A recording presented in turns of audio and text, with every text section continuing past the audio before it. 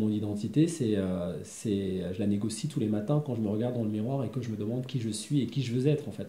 Et moi, ce quinquennat-là, j'ai été interpellé beaucoup par tout ça, par une espèce de vision du monde totalement aux antipodes de la mienne, mais surtout un rejet en fait de ce qui était différent, et quand j'entends différent, qui n'avait pas la religion majoritaire, ni la couleur majoritaire dans ce pays. Je trouve que c'est très très grave en fait, ce qui se passe, comme de passer une semaine à parler de viande halal, alors que, enfin, a priori, les gens que tu rencontres ont d'autres préoccupations que ça, en fait.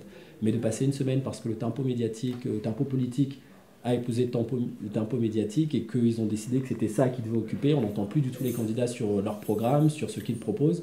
On passe 10 jours à se poser la question de la traçabilité de la viande. Tu fais waouh, enfin, ouais, où on va? Je suis à Lille ou à Paris, j'allume la télé, je vois un homme politique qui dit les Français ont peur. Les Français, je dis mais de quel Français il parle en fait? Il parle pas du même pays, enfin des gens que moi j'ai la chance de pouvoir côtoyer.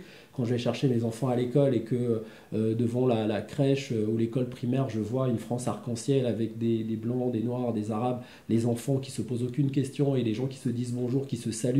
Après, effectivement, on ne sait pas pour qui ils votent et on s'en fout, mais j'ai pas le sentiment qu'ils aient peur de quoi que ce soit.